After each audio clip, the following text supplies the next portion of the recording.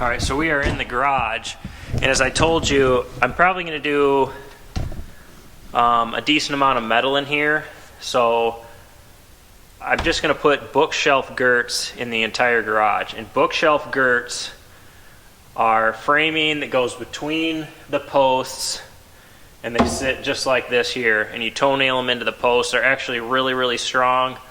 There are some post frame buildings that when they build them, that's all they put in is the bookshelf girts in between the posts, and then they attach the metal and everything to those.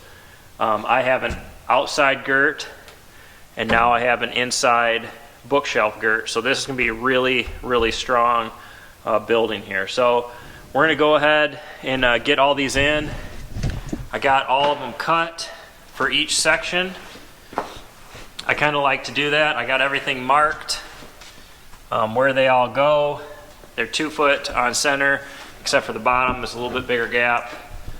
We got them all cut, and now it's time to put them all in. So I'll show you how I put them in, and then I'm just going to get it done.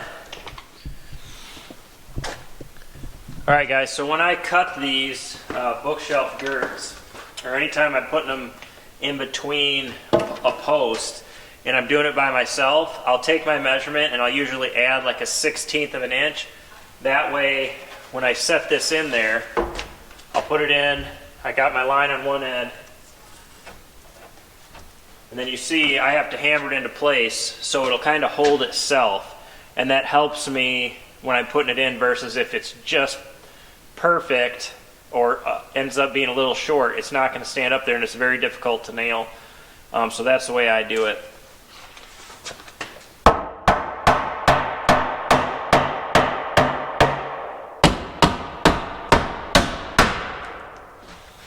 So I'll get one side in place, as you can see here.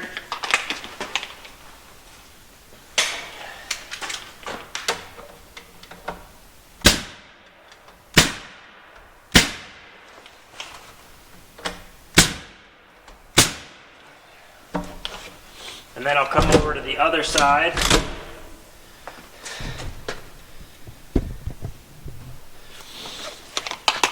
Now that that side over there is nailed, all I have to do is put my line, get it lined up, and then I can nail it.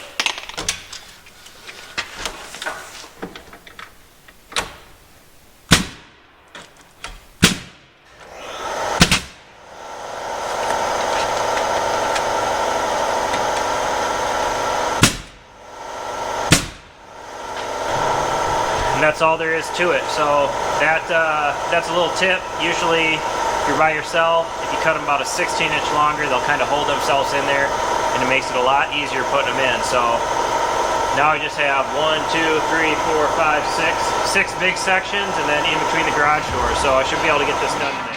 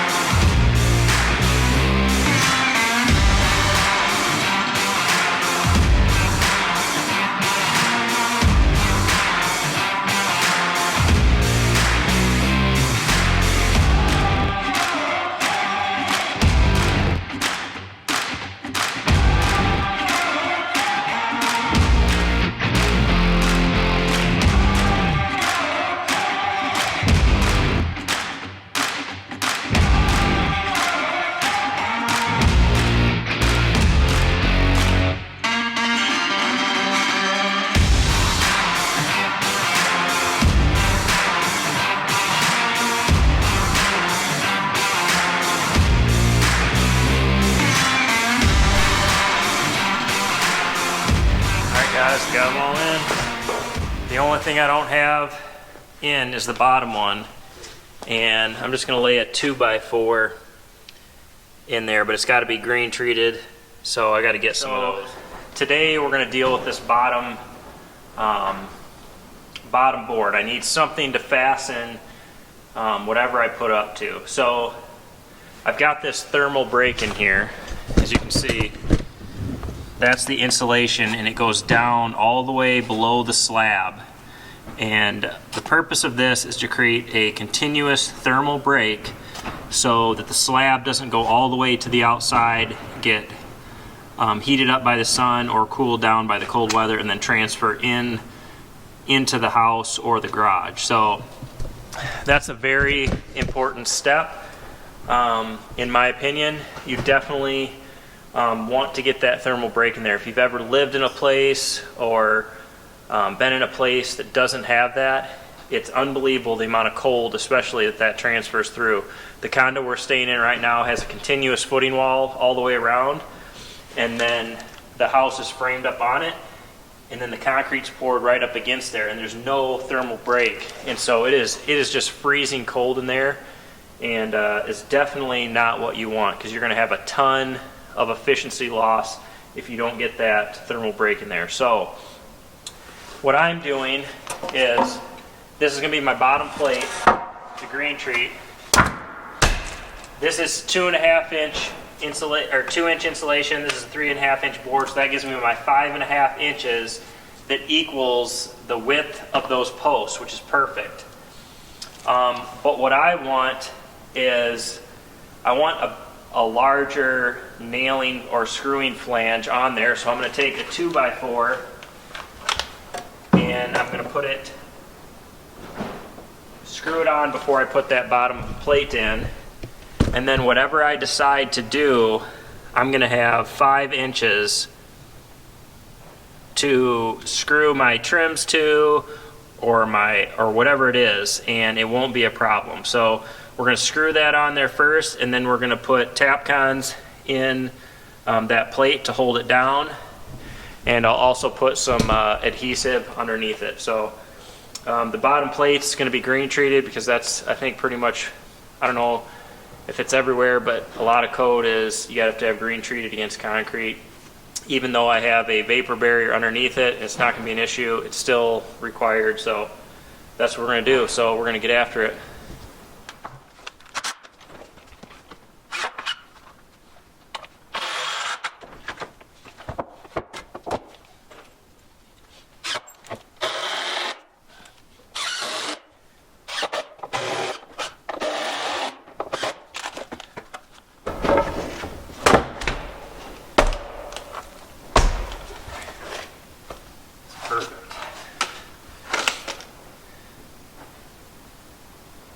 Alright, so now I just got to glue it and zip it down.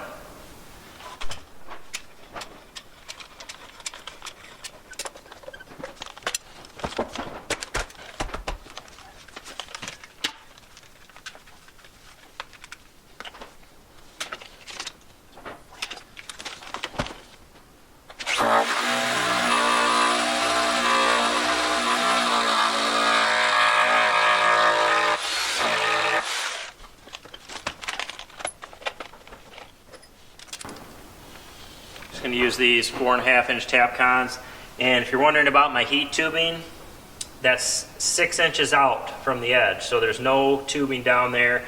And plus, I'm only going 4 inches, well, not even, probably about 3 inches into the concrete, and my tubing's down at the bottom of the slab, which is 5 inches, so should be good.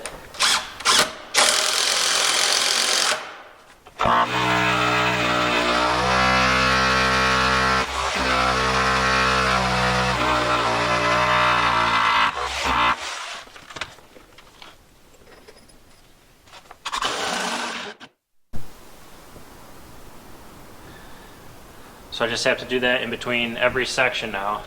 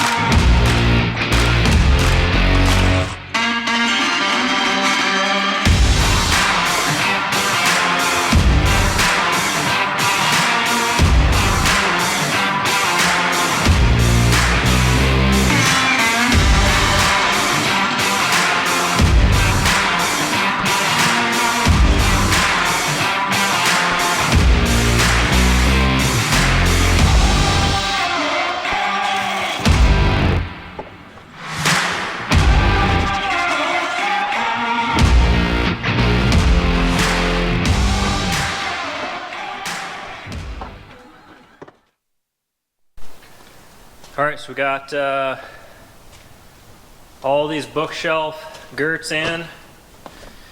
The inside, even the bottom. As you can see, there's the grain treated, and then the 2x4 is sitting on its end.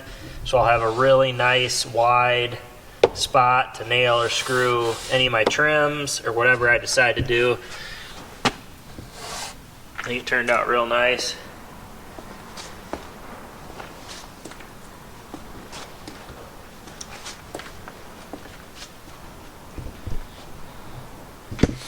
So as we go through the rest of the framing inside the house, I'll be framing things differently depending on the application. And my application in here is probably mostly going to be steel.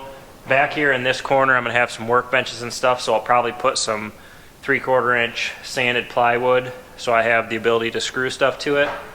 But pretty much everywhere else, the ceiling and all out in the garage part's all going to be steel. So this is one way to frame the interior of your pole barn, is these bookshelf girts. And even for drywall, they only have to be 2 foot on center, so you can save some space there. And really, it's not that bad putting them in. Obviously, it's a little more difficult than just slapping another girt on the inside of here and going. That goes pretty fast, but this is what I chose to do in here, and I'm pretty happy with it. So thanks for watching, and catch you on the next video.